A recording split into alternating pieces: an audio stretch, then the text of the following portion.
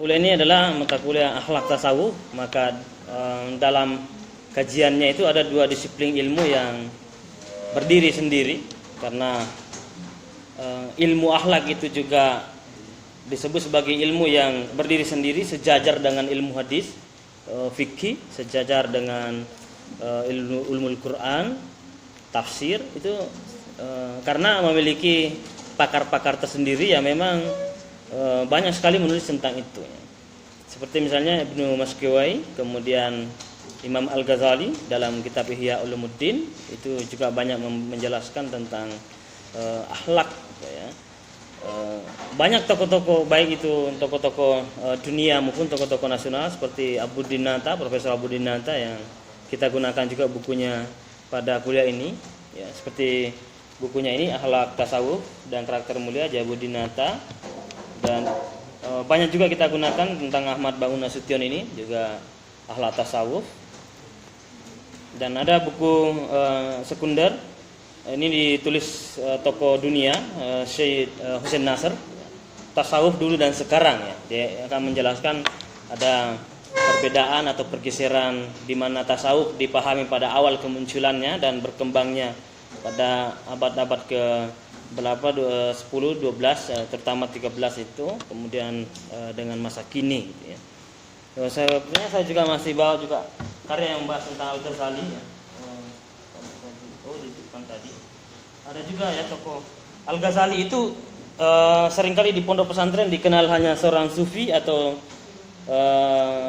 ahli tasawuf, tapi Al-Ghazali itu di barat terkenal dengan filsafatnya, ya. Jadi ini ada buku Al-Ghazali, Sang Sufi Sang Filosof. Ini adalah tokoh yang fenomenal, ya. Cuma di Indonesia ini kebanyakan kita kaji karya-karyanya yang hanya bertajuk pada akhlak dan hanya pada iman, gitu. Sementara di barat itu maju itu juga berkat karya-karya tulis dari Al-Ghazali. Tetapi Al-Ghazali dipelajari karyanya dari segi filsafatnya, ya.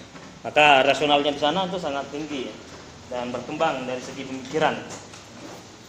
Tetapi buku ini menggabungkan dua hal, bahwa Al-Ghazali itu adalah sang sufi juga sang filosof, ya. Ini hanya sekunder saja dua tadi. Ada juga Dr. Anwar, judul bukunya juga warna coklat itu, Akhlak Tasawuf juga, itu juga menjadi rujukan penting, ya. Nanti saya share di grup foto bukunya. Nah, pada pertemuan ini saya memberikan pengantar dulu tentang tasawuf dan akhlak, gitu, ya, atau akhlak tasawuf. Maka Ibnu Khaldun, kalau membaca karya besar monumentalnya Ibnu Khaldun, dalam kitabnya Muqaddimah Ibnu Khaldun, ada yang mengatakan bahwa buku yang tebalnya hampir 1000 halaman itu, atau kalau beberapa terjemahan sampai 1000 halaman, itu karya ulama besar ahli sosiologi namanya Ibnu Khaldun, membagi potensi manusia menjadi 3. Jadi ada 3 yang menjadi potensi dasar manusia yang perlu dikembangkan, ya. Yang pertama, manusia itu memiliki panca indera, ini perlu dikembangkan, ya, manusia. Ini memberikan gambaran sedikit tentang manusia. Manusia memiliki akal, kemudian manusia memiliki hati, dan yang lainnya panca indera. Oke, 3 hal itu yang menjadi perkembangan, ya, perkembangan manusia.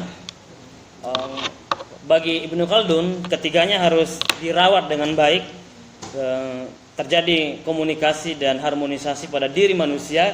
Dari ketiga hal itu, maka manusia itu akan mendapatkan satu pencerahan dan ketenangan hidup dan kenyamanan hidup, gitu, ketika 3 hal itu terintegrasi.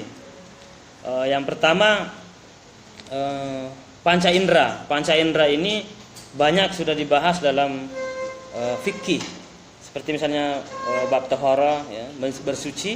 Jadi fikih itu banyak mempercakapkan tentang anggota badan manusia, gitu, ya. Bersentuhan, laki-laki dan perempuan bisa membatalkan wudhu atau tidak, kan, gitu, ya, kalau bukan mahramnya. Nah, itu kan macam-macam. Nah, itu persoalan lahiriah, gitu. Dijilat anjing dan babi berapa kali, gitu, ya. Wah, itu kan pembahasan di sana, gitu. Nah, itu pada wilayah fisik. Pada wilayah akal itu wilayah kerja filsafat. Ya, jadi filsafat rasional dalam Quran sering diajak, apakah kalian tidak berpikir ya? Apakah kalian tidak mentadabur gitu ya? Apakah tadabur, kemudian apakah kalian tidak merenungkan gitu. Jadi potensi akal di situ Allah Subhanahu wa taala mengangkat itu. Bahkan dalam beberapa ayat disebutkan potensi itu. Ya, misalnya manusia lahir dengan sempurna, atau manusia diberikan pendengaran, penglihatan, kemudian akan diminta pertanggungjawabannya, gitu kan, bisa seperti itu ada dalam Quran juga. Misalnya barang siapa yang mengikuti sesuatu tanpa ilmu pengetahuannya, maka sesungguhnya pendengaran, ya, penglihatan dan hatinya diminta pertanggungjawabannya. Itu sudah bicara tentang hati. Nah, akal diperlukan untuk menimbang mana baik mana buruk gitu. Sementara hati juga penting untuk disucikan, sebab itu menjadi hal penting untuk mengarungi kehidupan dunia, sebab akal dan tubuh manusia berpotensi membawa kepada kecintaan pada dunia. Nah, hati itu, membersihkan hati adalah bagian keseimbangan antara kecintaan dunia dan kecintaan akhirat. Tetapi pada beberapa bagian tentang ahli-ahli tasawuf atau pelaku-pelaku tasawuf, ada yang betul-betul meninggalkan dunia dan hanya fokus pada akhirat. Tapi itu menuai banyak kritikan ya. Tetapi itu kan tentu ada sebab-sebabnya. Nah, para sahabat Nabi juga banyak yang berperilaku sufi. Ya, tetap kaya raya, tetapi tidak menjadikan kekayaan itu sebagai kesenangan, ya, kesenangan pribadi, tapi dibagi-bagikan. Kita pahami Umar bin Khattab itu punya sumur-sumur melambangkan kekayaan di masa padang pasir waktu itu. Artinya siapa yang menguasai sumur, mungkin sekarang siapa yang menguasai emas, ya, itu melambangkan dia makmur gitu. Ya. Dulu air itu, sumber air adalah sumber yang sangat istimewa di masa Nabi dan para sahabat. Umar bin Khattab itu memiliki sumur-sumur, tapi semua kekayaannya itu tidak dia nikmati pribadi, tapi diserahkan kepada milik umum. Jadi tidak di privat airnya itu seperti Aqua hari ini ya. Seperti Aqua gitu kan, memprivat perusahaan-perusahaan asing yang mengelola, misalnya perusahaan-perusahaan besar, kemudian air dari Indonesia sendiri, masyarakat Indonesia harus beli sendiri gitu. Itu Umar bin Khattab tidak melakukan itu. Padahal punya potensi. Nah, di situ ada yang mengatakan sikap seperti ini memiliki keistimewaan dunia, kemewahan dunia, tapi tidak melupakan akhiratnya. Itu juga bagian daripada sufi, gitu ya. Itu mengontrol hati seseorang, karena prinsipnya bahwa tidak ada kepemilikan selain kepemilikan Allah, gitu. Jadi manusia hanya titipan. Jadi kekayaan gimana pun yang dimiliki. Begitu juga misalnya waktu hijrah Nabi dari Mekah ke Madinah, siapa yang sahabat Nabi yang dijamin masuk surga? Abdurrahman bin Auf ya. Abdurrahman bin Auf itu adalah orang kaya raya. Dari 9 sahabat itu, 10 sahabat dijamin masuk surga, ada 9 diantaranya itu ada pedagang. Salah satunya Abdurrahman bin Auf itu menyerahkan seluruh hartanya kepada Nabi untuk mengembangkan kota Madinah. Padahal dia kaya raya, tapi nanti dia berdagang kaya raya lagi. Jadi kalau dalam perspektif tasawuf yang modern ya, karena kritikan tasawuf di abad pertengahan, terutama abad ke-12 itu, ketika dimatikan dulu ya HP-nya. Atau yang mau main HP di luar aja gitu ya. Di sini sangat terbuka,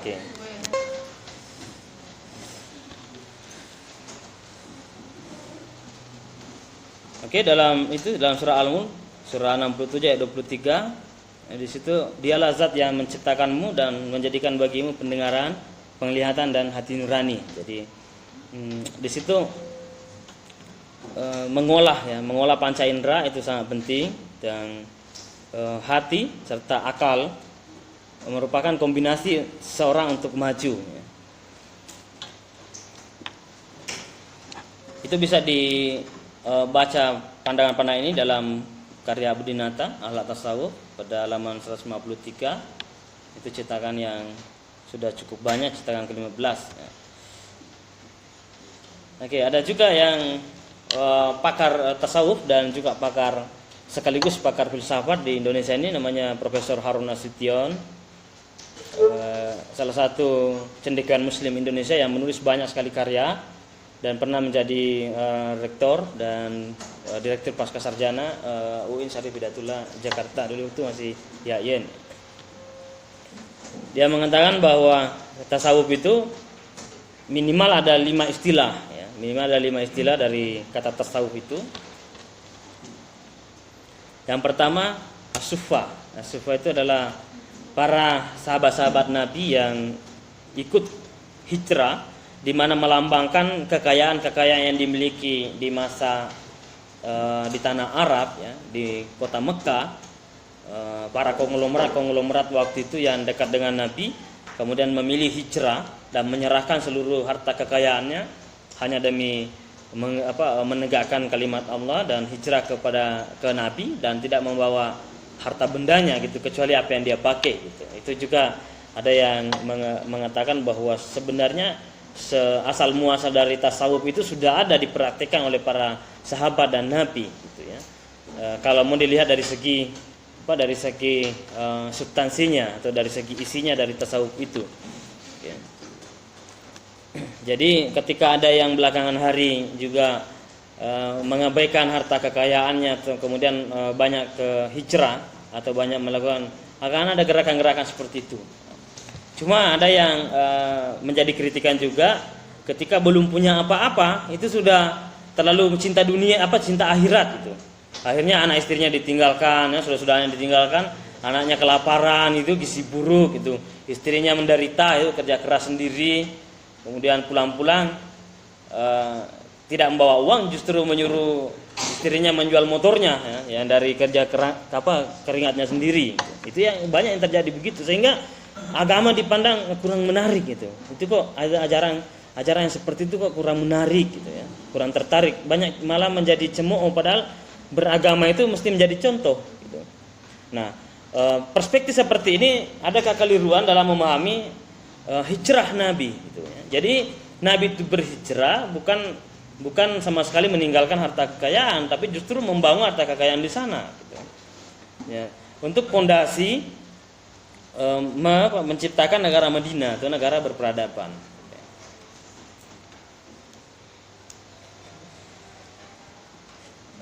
Oke, itu ya seperti sahabat Nabi tadi, dia tidak meninggalkan semua hartanya, tapi dia mengorbankan hartanya di jalan Allah dan tetap berusaha, tidak berpangku tangan para sahabat yang ikut hijrah ke Madinah.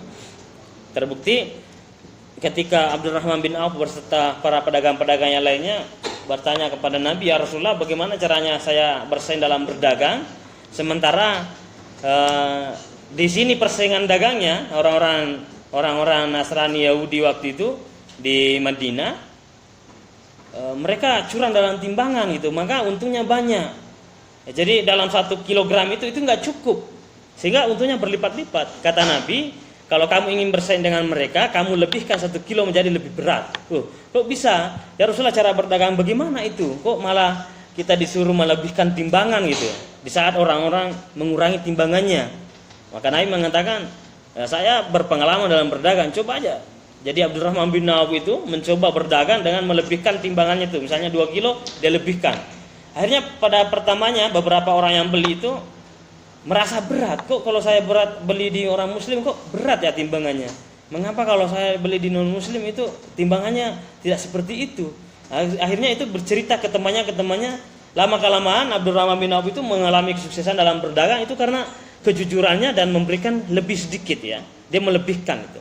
Itu strategi berdagang Nabi dan para sahabat ya, yang dilakukan di Madinah. Itu menandakan bahwa sahabat-sahabat yang meninggalkan harta kekayaannya sepenuhnya di Mekah, itu di Madinah dia berusaha sendiri. Ya, dia berusaha lagi dari nol. Akhirnya mereka berjaya dan membangun peradaban Madinah.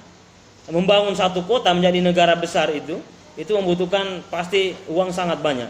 Dan Nabi dan para sahabat bisa ya, bersama masyarakat di kota Madinah bekerja sama dengan Muslim dan non Muslim, disebut sebagai satu umat. Ya. Bahkan Muhammad itu mengatakan mereka adalah satu umat dengan kita gitu. Karena mereka melakukan perjanjian Madinah disebut sebagai piagam Madinah ya.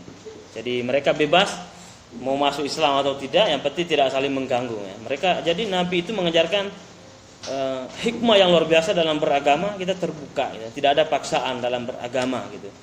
Bahkan pamannya sendiri Abu Thalib ya, yang dalam sejarahnya tidak sempat mengucapkan 2 kalimat syahadat kemudian meninggal. Padahal tidak ada seorang pun yang rela mati lebih dahulu demi melindungi Muhammad kecuali Abu Thalib. Tapi Nabi Muhammad tidak pernah mengancam pamannya, mengancam apa untuk masuk Islam, tidak. Begitu terbukanya Nabi, apalagi orang lain. Nah, yang mengherankan hari ini ketika memaksa orang, ya yang mau saja, yang tidak mau ya tidak usah pedulikan kayak gitu. Nah, kemudian yang kedua, istilah yang lain dari segi bahasa tasawuf itu ada yang mengatakan saf atau barisan, gitu. Artinya dia pada posisi barisan terdepan untuk mencapai ridha Allah. Itu orang-orang sufi. Ya. Jadi mengapa mencapai ridha Allah? Karena dia betul-betul melaksanakan ibadah dengan penuh keikhlasan. Oke. Sufi itu tidak sekedar laki-laki, perempuan juga banyak. Di abad pertengahan ya, itu ada namanya sufi perempuan yang sangat hebat, namanya Rabi'ah al-Adawiyah ya. Itu Rabi'ah al-Adawiyah, dia menempuh jalan tasawuf namanya mahabbah, cinta.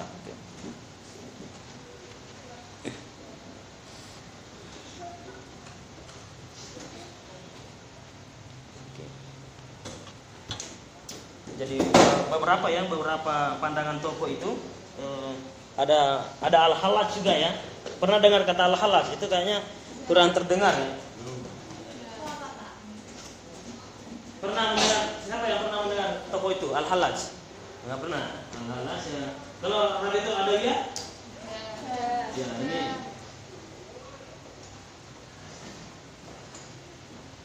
Masing-masing sufi tapi memiliki jalur yang berbeda cara menempuh jalur tasawuf itu. Al-Hallaj menempuh jalur hakikat, ma'rifat.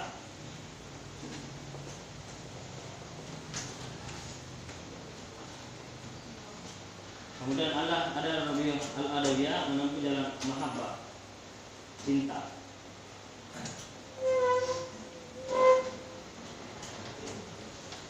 Tokoh yang lain juga sangat terkenal, Jalaluddin Rumi.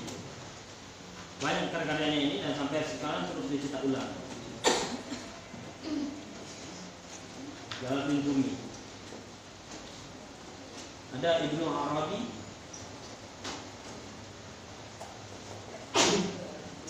Masih banyak tokoh-tokoh yang lain yang melakukan pendakian spiritual, atau ada buku yang berjudul Menuju Kesempurnaan.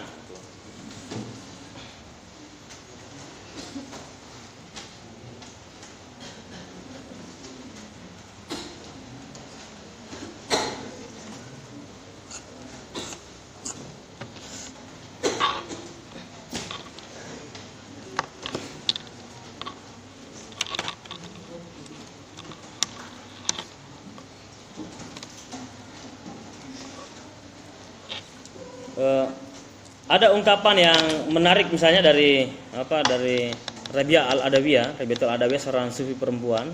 Dia menempuh jalur cinta menuju pada Tuhannya. Dia mengatakan begini, "Ya Tuhanku, ketika aku beribadah kepadamu karena takut pada nerakamu, maka celupkanlah aku dalam nerakamu itu. Dan ketika ya Tuhanku, ya Allah, ya Tuhanku, ketika aku beribadah kepadamu hanya karena ingin surgamu, maka lemparkanlah aku keluar dari surgamu itu.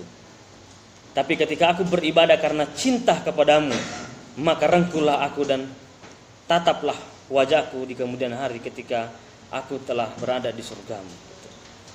Itu ungkapan cinta seorang sufi perempuan yang penuh keikhlasan dalam beribadah. Dia tidak mengharap surga dan tidak mengharap dihindarkan dari neraka dan tidak pernah berdoa dengan itu. Ya. Sebagaimana doa kita yang biasanya, masukkanlah aku dalam surga, kalau dia tidak, keluarkanlah aku dari surgamu ya Tuhan kalau aku beribadah tanpa keikhlasan dengan cinta padamu. Gitu. Maka itulah kemudian konsep yang dikatakan mungkin oleh Imam Ali bin Abi Thalib, ya, salah satu sahabat Nabi yang paling cerdas, yang berilmu hikmah yang begitu mendalam. Kata Ali bin Abi Thalib ada 3 macam ibadahnya manusia itu. Ya, ada ibadahnya budak, gitu kan. Oke.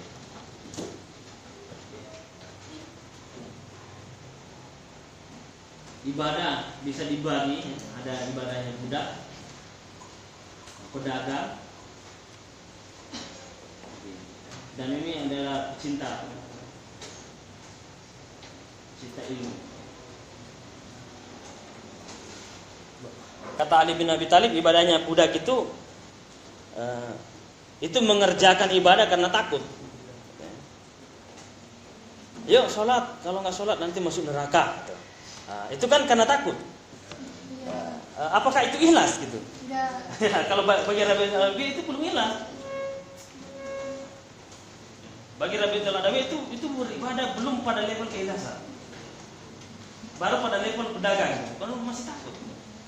Ataukah hitung-hitungan pedagang gitu, untung rugi. Kalau saya kerjakan ini ada pahalanya enggak? Kira-kira pahalanya berapa gitu. Nah, kalau saya kerjakan salat sunnah sebelum subuh itu katanya lebih berat daripada dunia dan isinya. Termotivasi mengerjakan salat. Tapi pada posisi ini bagi Rabi Alawi itu belum jelas. Karena masih hitung-hitungan. Ya Tuhan, ketika aku menyembahmu, apa yang saya dapat? Kayak gitu. Pedagang kayak gitu.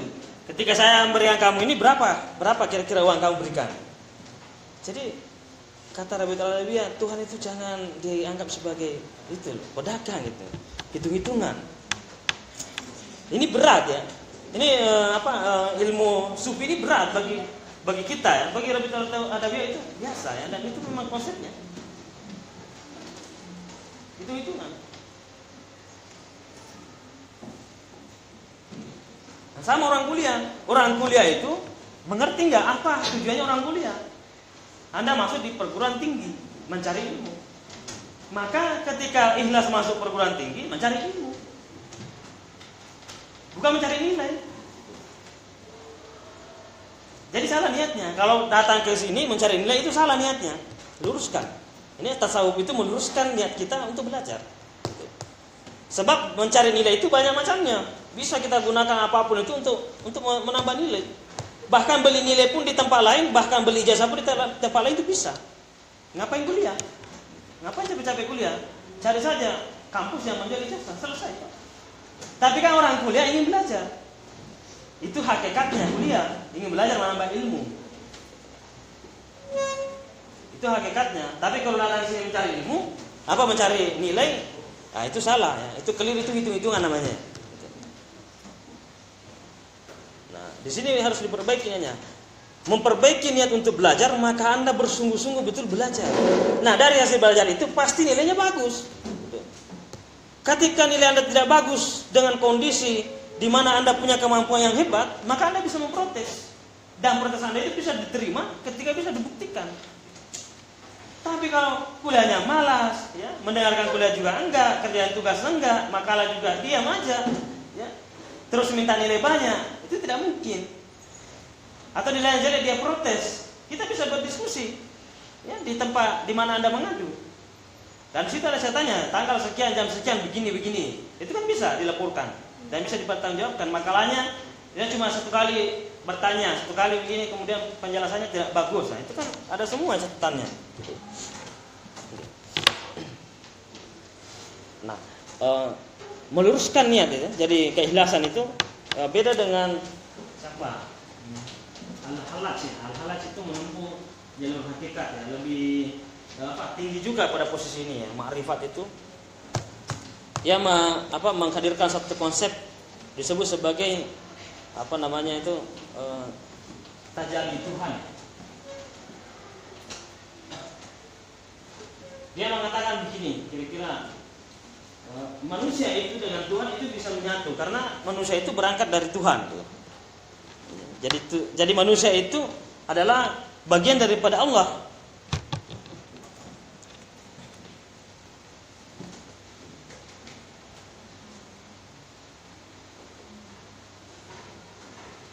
Kalau ingin membaca karya-karya sufi yang lebih ringkas, ya, mengerti beberapa pandangan tokoh ini lebih ringkas, itu bisa baca bukunya Profesor Sachiko Murata. Profesor Sachiko Murata.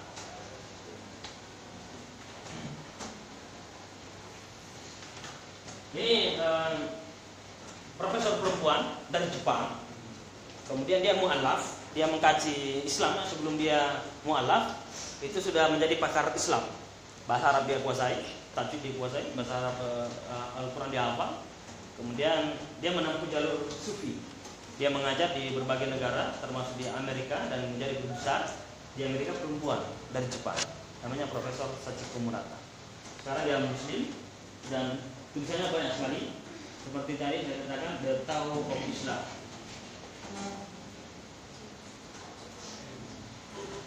Di sini menggemukkan pandangan beberapa ulama besar, ulama sufi seperti Al-Ghazali, Ibnu Arabi. Oke. Itu dulu ada sampulnya warna putih, sekarang yang banyak beredar sampulnya warna merah. The Tao of Islam. Itu kalau ingin membaca secara ringkas tentang sufi, itu menarik. Apalagi perempuan yang mau mengkaji tentang gender, bagaimana relasi gender itu, relasi Tuhan manusia, gender perempuan laki-laki, dan bagaimana kaum sufi ya memandang itu juga ada di dalam buku itu ya. Profesor Sachiko Murata. William Wittig ini suaminya.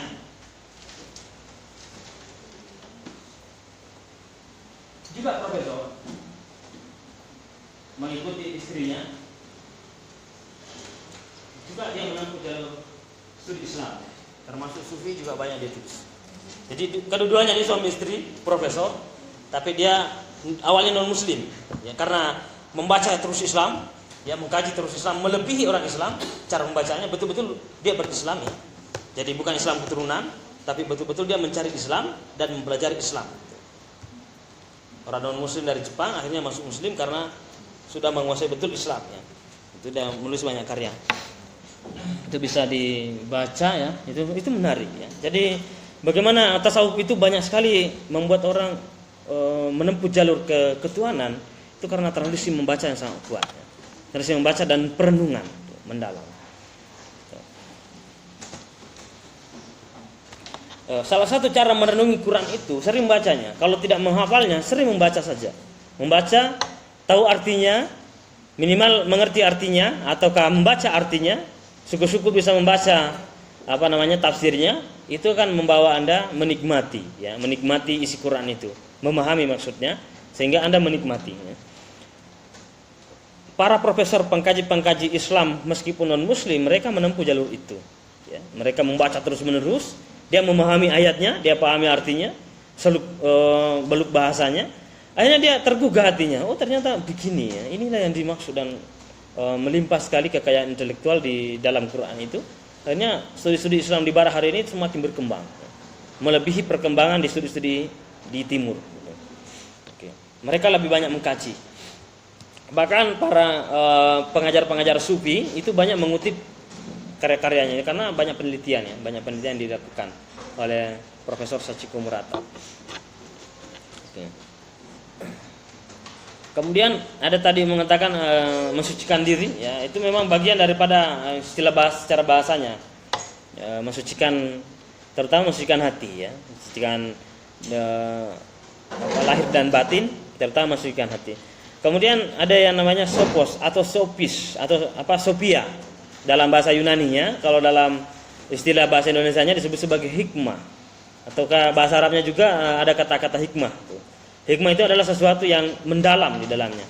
Jadi orang yang menempuh jalur tasawuf itu bisa menemukan hikmah di berbagai hal, ya, berbagai peristiwa, atau apa yang dipelajari dalam Islam itu ada hikmah yang dikaji. Gitu. Oke.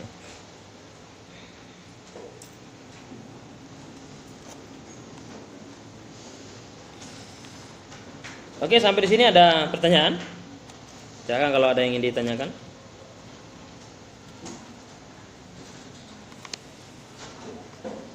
Ya, semakin Anda banyak bertanya, semakin bagus.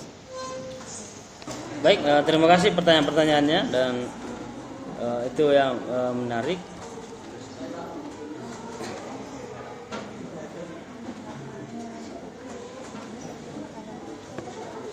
Ya, bagian daripada itu ya, puasa Maut itu memang bagian dari Wali Songo dulu. Wali Songo itu banyak yang menempuh jalur tasawuf juga ya.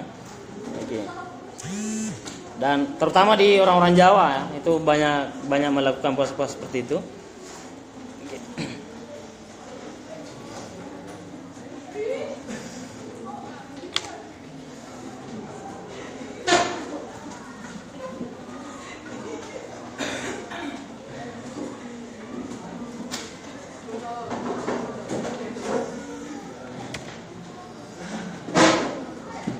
Oke.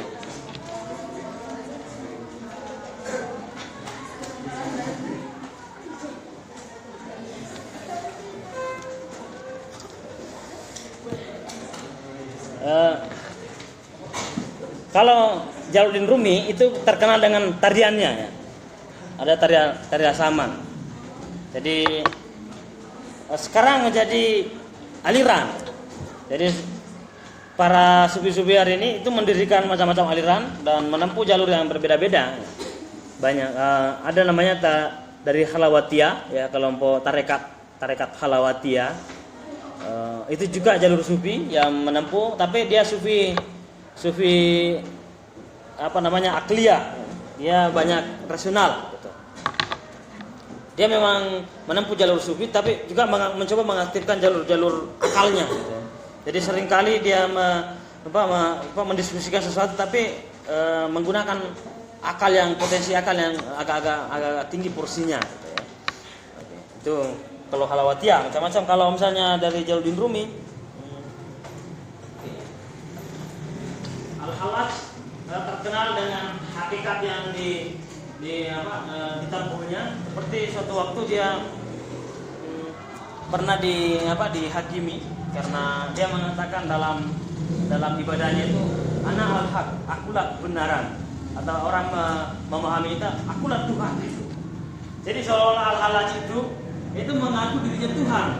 Inilah yang kalau bukan dari jalur sufi itu menganggap Al-Halaj itu adalah orang yang sombong seperti Fir'aun yang menganggap dirinya Tuhan. Tuh. Ataukah orang yang keluar daripada jalur keislaman karena dia mengatakan akulah Tuhan. Tapi orang yang mengerti tasawufnya Al-Halaj, dia akan memahami bahwa maksud yang dikatakan oleh Al-Halaj bahwa akulah Tuhan dia adalah pancaran dari Allah Subhanahu wa taala, manifestasi. Manifestasi itu artinya begini. Bagaimana ya cara menjelaskan manifestasi itu? Ya, dia misalnya matahari, karena adanya matahari maka adanya cahaya. Jadi cahaya itu adalah dari matahari, itu bagian dari matahari, nggak bisa dipisah. Bagi Al-Halaj sebab itu. Jadi Allah, manusia termasuk Al-Halaj adalah bagian daripada Tuhan. Maka ketika Al-Halaj mengatakan anak al-haq, akulah kebenaran, akulah Tuhan, maka sesungguhnya bukanlah Al-Halaj yang mengatakan gitu, tapi Tuhan. Allah sendiri yang mengatakan, kata dia sudah menyatu dengan Tuhanku. Itu memang posisinya sangat mendalam. Menempuh jalur itu ada tokoh lain yang bisa menjelaskan itu secara perlahan, namanya Mullah Sadra. Ya, ini Mullah Sadra, ada bukunya Sampul dan Biru, judulnya Menuju Kesempurnaan. Menuju kesempurnaan. Untuk menjadi manusia paripurna atau sempurna itu ada tahapan-tahapan yang bisa Anda lewati ketika membaca buku ini. Jadi ada tahapan yang bisa dilewati dan itu dijelaskan sangat panjang. Waktu semester 2 saya menyelesaikan buku itu. Semester 2 selesai semua buku itu, termasuk bukunya yang saya suka itu Mahabbahnya, cintanya Rabi'ah Al-Adawiyah. Karena ada Rabi'ah Al-Adawiyah itu dalam sejarahnya belum menikah dan tidak mau menikah. Itu juga yang kita sesalkan karena tokoh hebat ini tidak memiliki keturunan yang kira-kira bisa mengembangkan itu loh, ilmunya yang hebat itu. Tapi ada alasan yang paling rasional bahwa belum ada pemuda yang datang kepada saya yang melebihi ilmunya dengan saya. Dalam sejarah ada namanya Hasan Al-Basri, seorang ulama besar. Dia keturunan ulama besar dan dia juga ulama besar, namanya Hasan Al-Basri. Hasan al-Basri ini terkenal dengan keilmuannya. Kalau masalah Qur'annya tidak bisa diragukan lagi, dari segi sufistik juga sangat kuat. Pernah melamar Rabi'ah al-Adawiyah. Kata Hasan al-Basri, wahai Rabi'ah al-Adawiyah, aku sangat mencintaimu. Maka Rabi'ah al-Adawiyah mengatakan, sesungguhnya kamu tidak mencintaiku, tapi kau mencintai dirimu dalam diriku. Jadi di semua perkataan-perkataan, ya, semua pembahasan itu dikembalikan lagi ada Rabi'ah al-Adawiyah.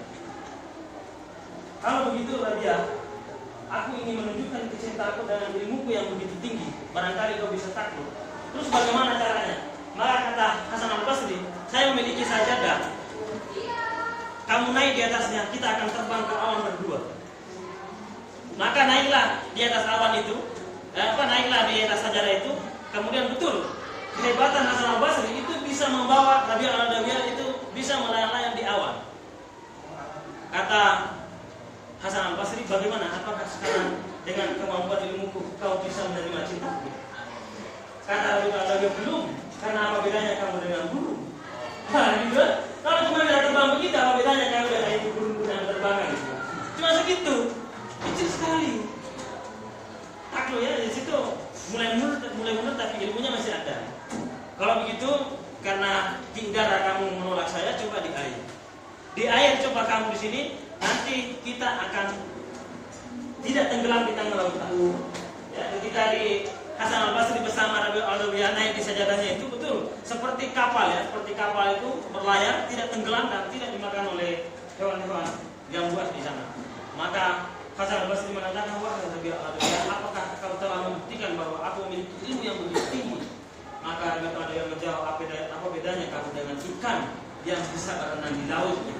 Akhirnya kalau begitu dia pasrah. Jadi itu dalam sejarahnya seorang pemuda yang ulama besar itu pasrah ya, karena susah berdebat dengan Rabi'ah al-Adawiyah, begitu ilmunya sangat tinggi dan gampang sekali logika seseorang itu dipetahkan. Ya. Jadi susah dipermainkan perempuan begitu. Ya. Jadi semakin hebat seorang perempuan itu susah dimainkan oleh laki-laki. Tapi semakin ilmunya kurang, itu makin mudah diombang-ambing itu. Nah kuncinya seorang perempuan kalau mau hebat, ada satu buku juga menarik tentang sufi dan filsafat, namanya Filsafat Cinta. Bagi laki-laki maupun perempuan jangan coba-coba jatuh cinta kalau tidak membaca buku itu. Ya. Namanya, judul bukunya Filsafat Cinta. Ya, itu penting ya, karena akan membawa Anda mengenal itu sesungguhnya. Filsafat Cinta penulisnya Sabrina Maharani. Salah satu wanita. Filsafat cinta. Anda akan mengenal hakikat cinta sesungguhnya. Karena kita bicara sufi tasawuf, bicara pada hakikat seperti jalur yang ditempuh oleh Al-Hallaj. Ya. Dan Anda akan membedakan yang mana cinta, yang mana nafsu. Itu akan beda tipis, seperti lebih tipis dari kulit bawang. Anda akan membedakan itu, menimbang-nimbang itu, maka Anda akan mengerti betul itu cinta itu bagaimana. Ya. Orang yang berani jatuh cinta tanpa membaca buku itu ceroboh.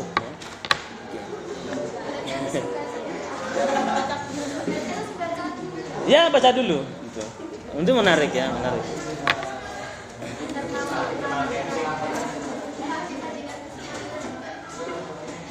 Nah kemudian Jalaluddin Rumi sudah tokoh lainnya selain dari dua tadi ada tadi Mullah Sadra itu menempuh jalur pendakian spiritual ya. Dia menempuh itu dengan tahapan-tahapan. Itu macam-macam ya, banyak hal. Oke. Ibnu Arabi lebih kepada relasi laki-laki perempuan, gender. Jadi dia kalau mau memahami tentang gender dalam perspektif Islam itu Ibnu Arabi, tapi sudah diperpadat itu pembahasannya di buku Data'u of Islam. Jadi cukup membaca buku Data'u Islam itu akan diantarkan secara perlahan masuk ke dunia sufi. Oke. Itu Data'u of Islam itu menarik dan banyak sekali bukunya dijual itu. Apalagi di Shopee itu banyak sekali ya. Jadi tinggal mau membaca dan menyisihkan uangnya sedikit untuk menambah kekayaan intelektualnya ya. Menambah kekayaan otaknya gitu. Kemudian istilah yang terakhir dari segi bahasa itu dari kata sub atau kain wol. Jadi kain wol itu maksudnya kesederhanaan gitu. Jadi seorang yang menempuh jalur sufi itu sederhana. Jadi sering saya katakan di berbagai tempat, Nabi Muhammad itu orang kaya raya, tapi sangat sederhana. Ada kekeliruan penempuh agama yang mengatakan bahwa Nabi Muhammad itu miskin, dan kadang-kadang diceritakan secara dramatis. Suatu waktu Nabi kembali ke rumahnya, kemudian tiba-tiba membuka tempat makanan tidak ada, maka dia berpuasa lagi, kayak gitu. Itu. Ada lagi yang mengatakan Nabi Muhammad itu sangat miskin. Ketika sahabat datang, tiba-tiba Nabi bangun dari tidurnya dan masih ada bekas pelapa kurma di punggungnya, maka sahabatnya menangis, "Ya Rasulullah, mengapa tidur sembarangan?" kayak gitu. Itu seolah-olah dianggap Nabi Muhammad itu miskin dan tidak berpunya. Itu kekeliruan dalam memahami Islam. Bagaimana mungkin Muhammad itu miskin, tidak berpunya, di saat umur 7 tahun saja sudah mengembala banyak kambing? Kan begitu? Tidak mungkin. Nah, itu secara rasionalnya kalau mau dijelaskan. Jadi Nabi Muhammad itu super kaya. Kita kalkulasi saja. Umur 7 tahun sampai 12 tahun itu mengembala kambing. Dan kambingnya namanya. Umur 12 sampai menjelang 40 tahun. Apa profesinya? Ya pedagang, gitu. Pedagang. Dan pedagang bukan main-main, pebisnis unggul. Anda baca bukunya Api Sejarah yang ditulis oleh Profesor Ahmad Mansur Suryanegara.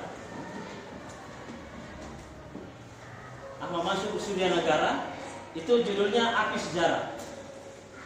Terdiri dari 2 jilid. Jilid 1 warna hitam, jilid 2 warna merah. Jilid 1 terutama dibaca. Ada sekitar 14 negara yang dikunjungi Nabi berdagang sepanjang umur 12 tahun sampai menjelang 40. Jadi Nabi Muhammad membawa dagangan dari Asia dan Afrika itu sekitar 14 negara yang dikunjungi. Bayangkan sekarang ada anak muda yang punya aset di Afrika, bulan depan dia ke Asia memantau asetnya, ya, setengah tahun kemudian dia ke Pakistan, setengah tahun kemudian dia ke Amerika, ke Jerman, sampai 14 negara. Kira-kira bisa dihitung kekayaannya? Susah. Jadi Nabi Muhammad itu kaya raya. Anda bisa menelusuri kemana saja Nabi Muhammad itu berdagang, ada minimal 14 negara yang dikunjungi Nabi. Dan tidak mungkin pedagang sukses tanpa mengerti bahasanya. Ya kan, nggak mungkin pedagang sukses itu satu bahasa Persia, satu bahasa Arab, satu bahasa India, satu bahasa Afrika, satu orang berbahasa Arab tahu saja. Tidak mungkin. Berarti Nabi Muhammad itu punya banyak bahasa. Maka yang mengatakan bahwa Nabi itu buta huruf itu keliru. Jadi Umi itu bukan buta huruf. Karena sebelum Nabi menerima wahyu, dia sudah berkelana di berbagai negara. Gitu. Jadi kita membaca Islam dengan perspektif yang lain yang lebih kritis. Kita membaca sejarah. Nah, apa yang terjadi umur 25 tahun? Ya, menikah dengan perempuan yang super kaya juga, yaitu namanya Khadijah, di umur 40 tahun. Gitu. Ada yang membaca sejarahnya, berapa maharnya?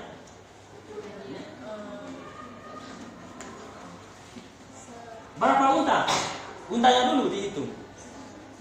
Ya.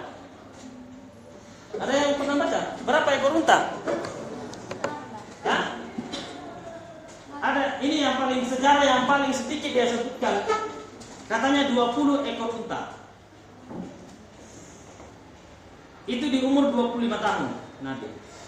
Dia menikahi Siti Khadijah, maharnya 20 ekor unta. Unta Madinah itu satunya 50 juta. Kali 20 jadinya 1.000 juta atau 1 miliar. Nabi Muhammad itu menikah umur 25 tahun, maharnya 1 miliar. Maka keliru ketika ada pendakwa mengatakan Nabi Muhammad itu miskin, kiri, itu salah besar, menyelecehkan Islam itu. Jadi riwayatnya saja kita baca berapa ekor unta.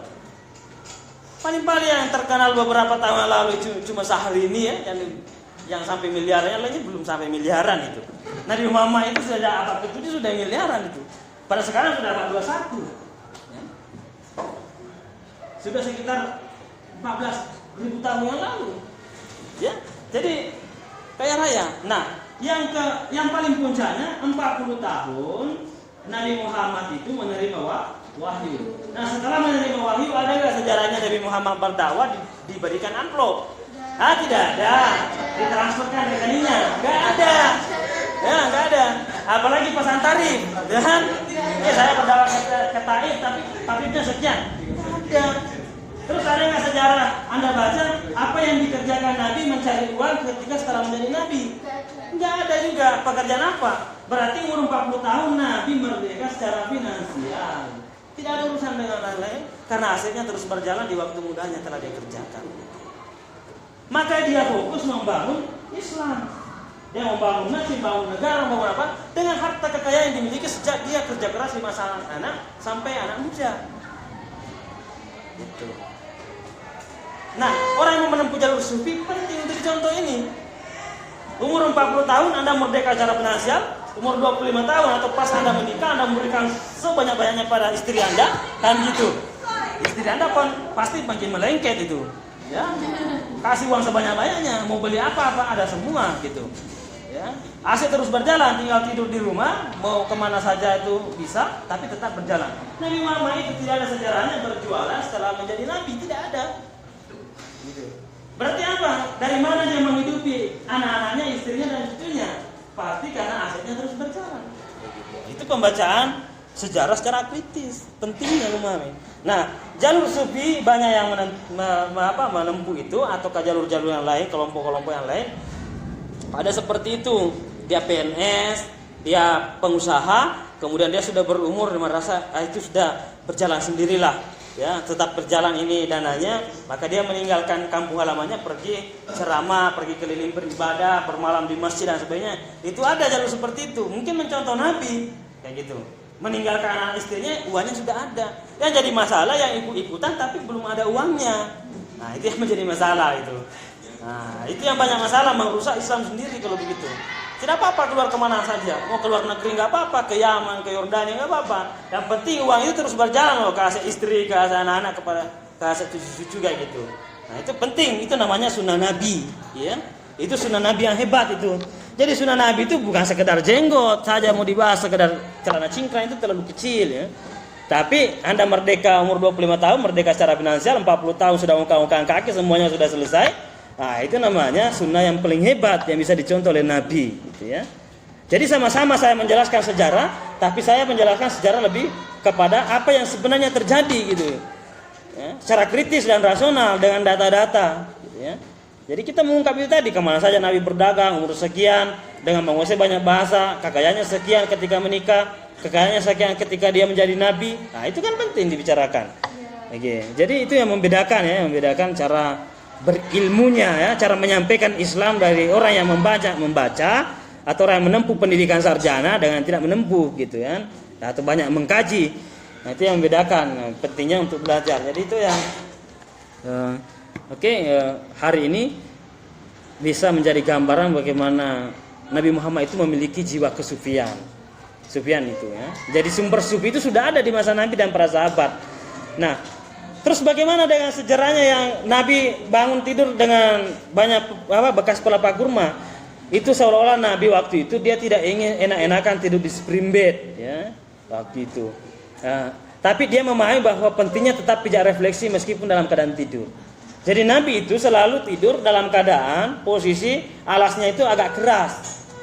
Supaya apa? Yang pertama tidak terlalu nyenyak, karena dalam kedokteran juga berbahaya. Terlalu banyak tidur juga berbahaya. Dan begitu. Kemudian dia tidak mau terlalaikan oleh ibadah. Kemudian yang keempat, dia tubuhnya tetap ingin terpijak secara refleksi, secara alami. Maka pengobatan Nabi namanya Tibun Nabawi. Pengobatan Nabi itu adalah bekam, minum madu, seperti itu. Jadi Nabi itu secara alami hidupnya. Jadi Nabi itu kaya raya, tapi tidak ingin menikmati kekayaan itu secara sendirian. Dia memahami bahwa itu hanya titipan Allah itu. Padahal bisa Nabi memboyong semua, membangun apartemen, membangun hotel, membeli spring bed, tapi Nabi tidak menjalankan itu. Nah, bukan berarti Nabi miskin, tapi dia sederhana. Nah, sahabatnya juga begitu. sahabat-sahabatnya kaya raya seperti Utsman itu sangat sederhana tapi kaya raya tuh. Sampai katanya sampai 7 turunannya pun nggak habis-habis itu harta kekayaannya itu Utsman bin Affan itu. Tapi tidak pernah menikmati betul itu kekayaannya semasa hidup karena dia mempersiapkan kenikmatannya nanti di akhirat. Itulah ajaran kaum sufi gitu ya. Tuh. Oke. Mungkin itu dulu yang bisa kita percakapkan hari ini, nanti disambung saya tambahkan di pertemuan selanjutnya. Kelompok 1 siap-siap presentasi di pertemuan selanjutnya. Nanti saya share makalahnya. Ya, atau nanti nanti saya share makalah tema makalahnya.